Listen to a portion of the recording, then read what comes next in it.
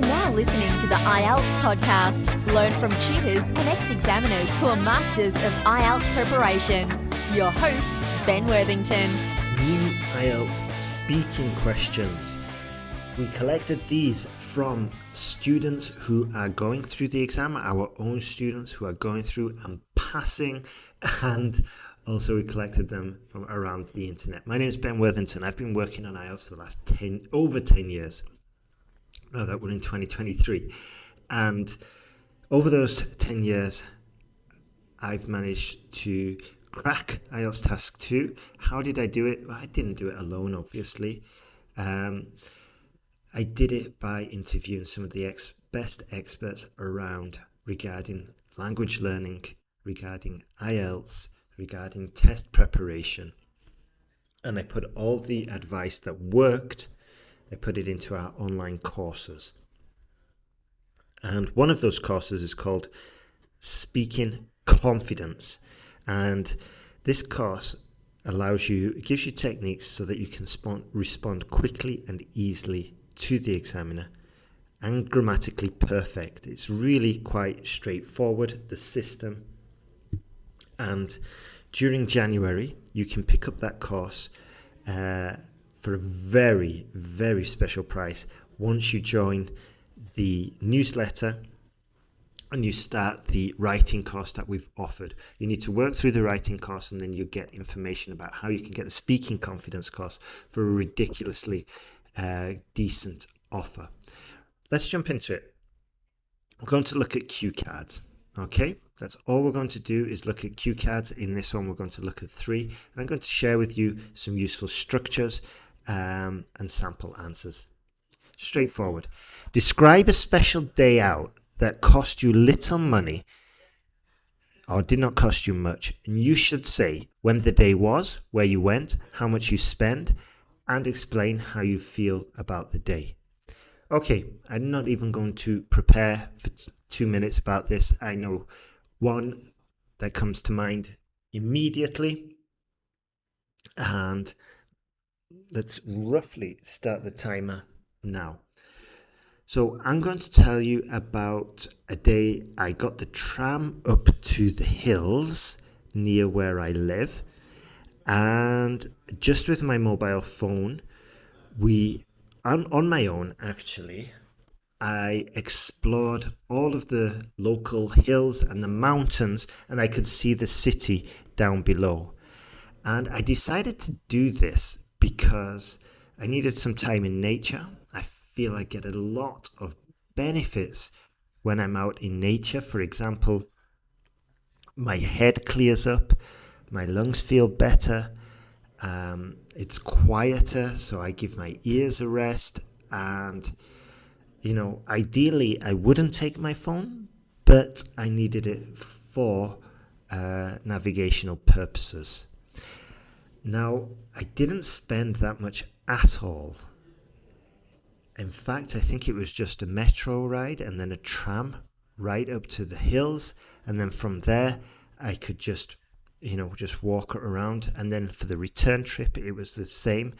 I didn't do a loop. I just walked from one end of the hills range to the other end, through the woods, through the forest, and then jumped on a tram all the way down and then jumped on the metro for the way home, or the subway.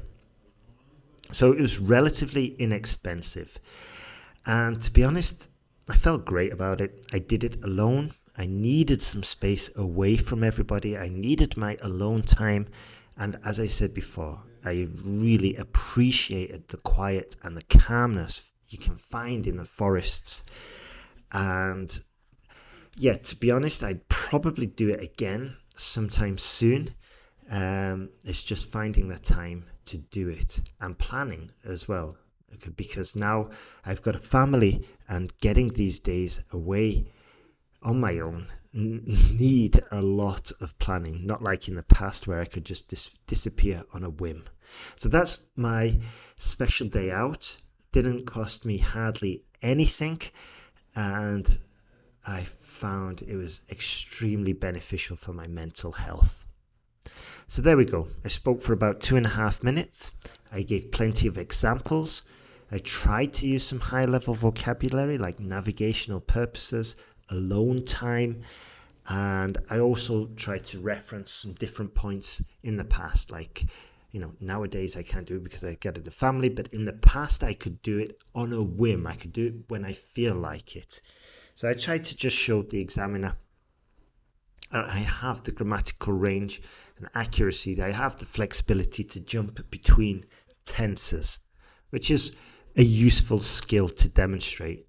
Now, it does seem a little bit disambiguous being a native English speaker, but I'm just doing this, just for your benefit, just so you can understand the different ways to pick up points in the exam. All right, next question. Talk about something healthy you enjoy doing. Please tell me what you do, where you do it, who you do it with. Right, the first time I glanced at this question, I thought, all right, I'm going to talk about something I enjoy doing. I'm going to talk about playing with my 11-month-old boy on the couch. We play a game where we squeal and we growl and stuff like that. And wow, it's a good job I double-checked the cue card, because I would have been off the mark ridiculously. I'd have been ridiculously off the mark talking about my little boy when I needed to talk about something healthy. By the way, if that does happen, what you need to do is rescue your talk and just say, acknowledge it, and just say something like, it is healthy because I'm lifting him up, my heart rate's up, and I'm burning a lot of calories. And also for my mental health, it's so beneficial because it's just a flood of endorphins and serotonin, making me so happy. Okay, just for example, if you do need to rescue it. Now, let's get back to the cue card. Talk about something healthy you enjoy doing. What you do, where you do it, who you do it. Classic IELTS cue card. What, where, who. So I'm going to talk, I'll start my talk. I'd like to tell you about something healthy I enjoy doing. It's my yoga and meditation practice. Although recently I have been slipping with it, but it basically involves about 10 or 15 minutes on the mat following a stretching routine. And in the past, I would go to a special studio to do it, and we'd do a grueling 1.5 hour of stretching, 1.5 hours of stretching, and it was very exhausting. However, nowadays, I usually do it in my living room in the morning, and I'll try and just place my yoga mat in the living room in the evening, so that in the morning I'm reminded to do my yoga practice. Now, I would usually do this on my own. However, in the past, as I said, when I went to the studio, I did start to pick up some friends and talk with them, and get into a routine of doing the activity with them in the studio. But as I said, nowadays I'm usually doing it on my own. And I think there's a load of health benefits because it helps my joints, it helps my posture, and I especially enjoy doing it because I just get a sense of calmness and clarity afterwards. So that's something healthy I enjoy doing. There we go. Was there some truth to that? Well, you'll have to decide for yourself. But what I'm saying is, it doesn't really matter. Obviously, it's better to talk about something that you do because you're going to get follow-on questions, and you don't want to be digging a hole into, you don't want to be digging a hole going deeper and deeper into the lie, because it's just more mental work for you to do. If you don't do anything healthy,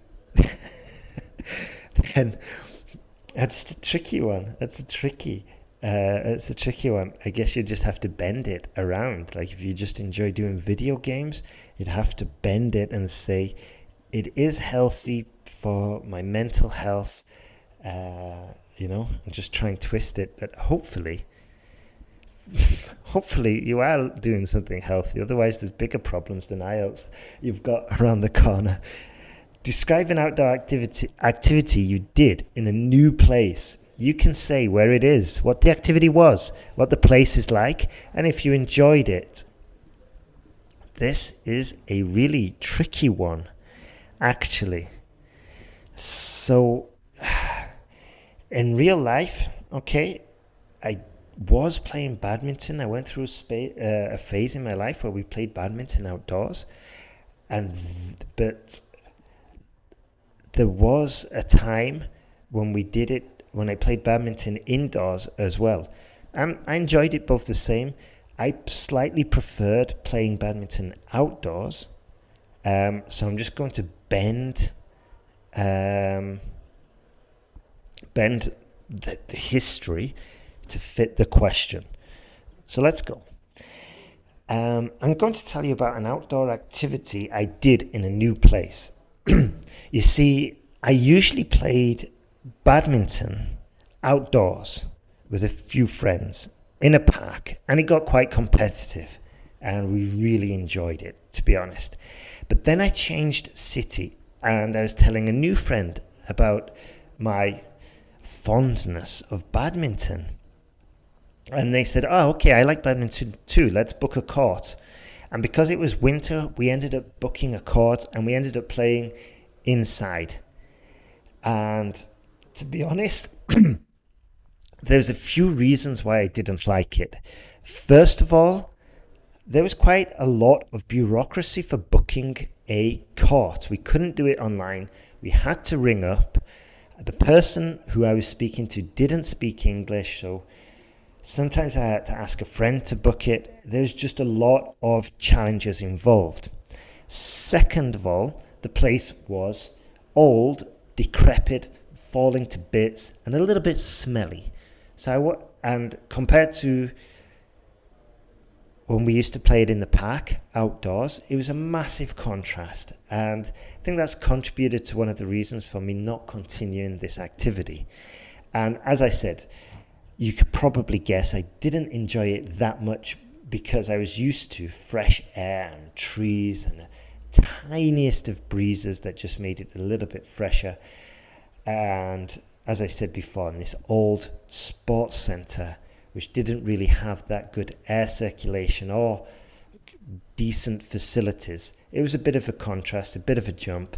So that's one of the many reasons why I did not really enjoy it. So that's my talk about an outdoor activity, badminton, that I shifted to playing indoors. And as you can hear, it wasn't with the best of luck that it happened. There we go.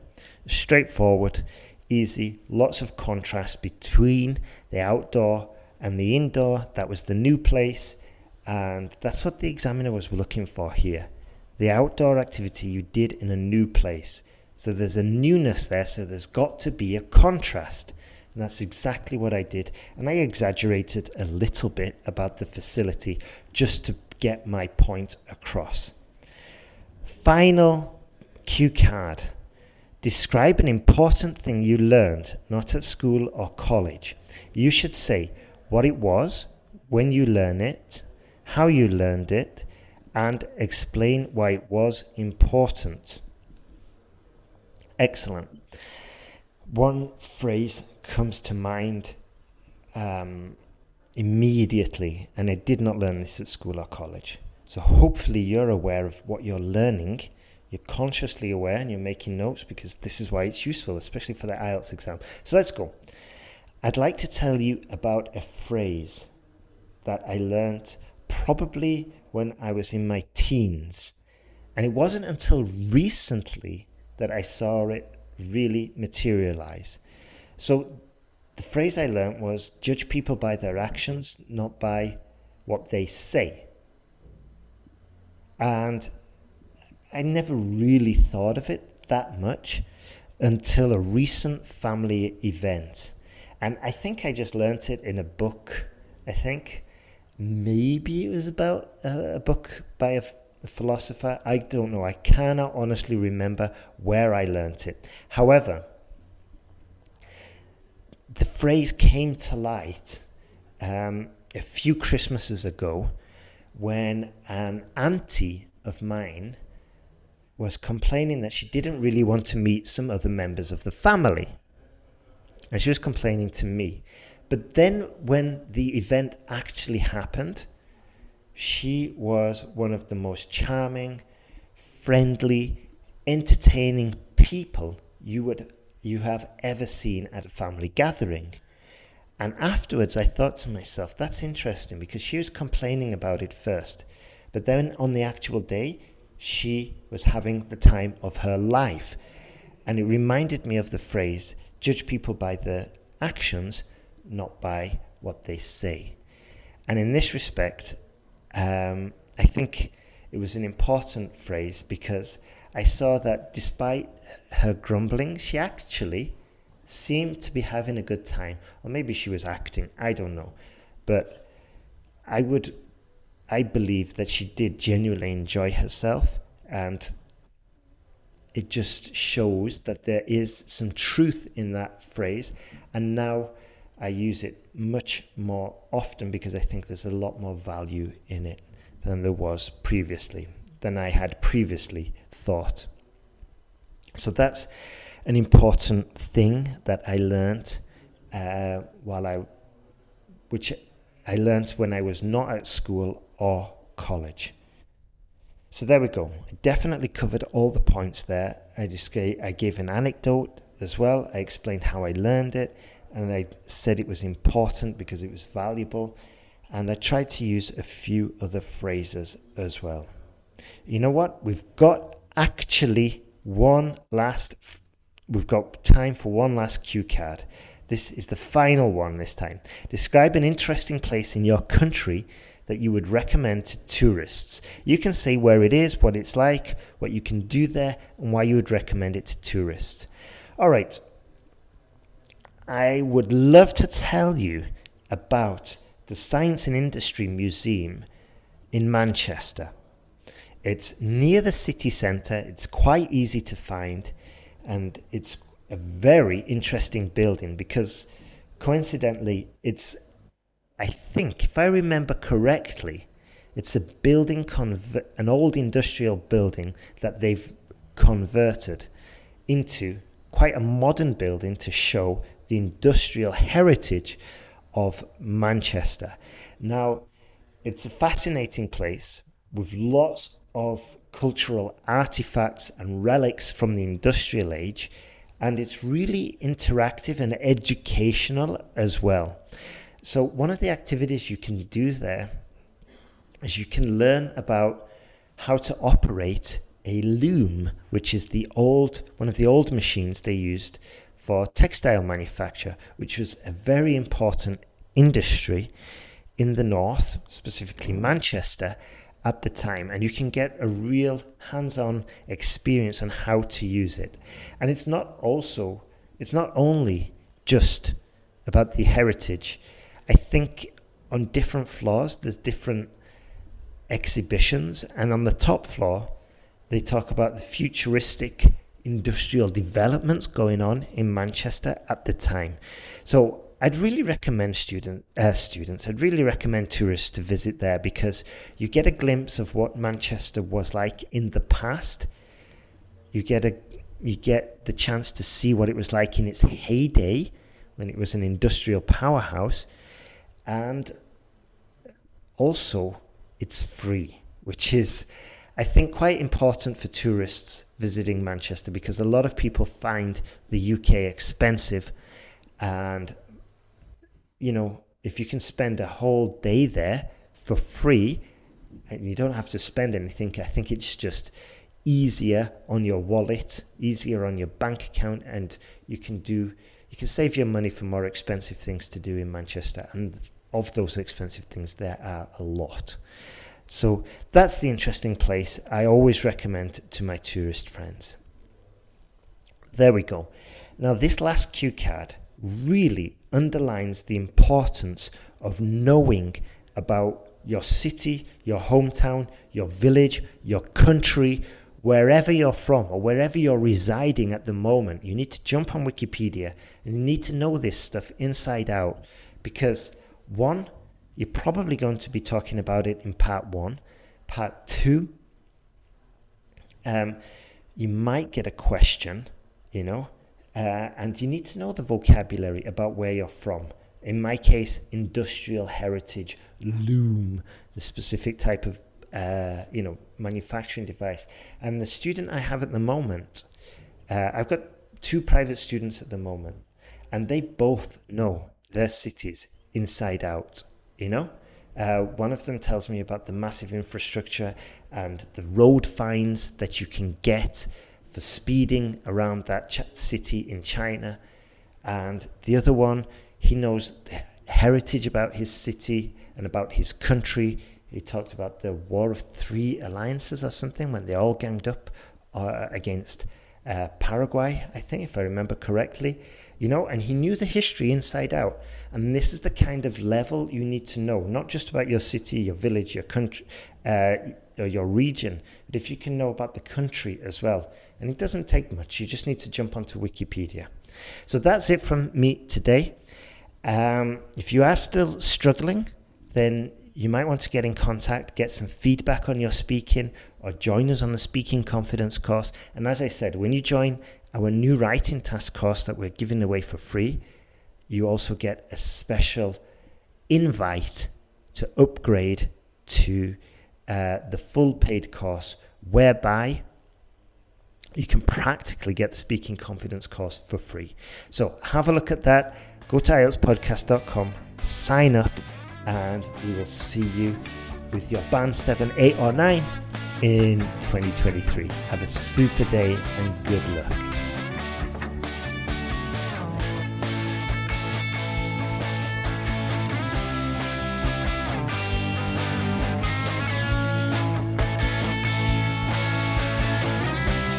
Thanks for listening to IELTSPodcast.com.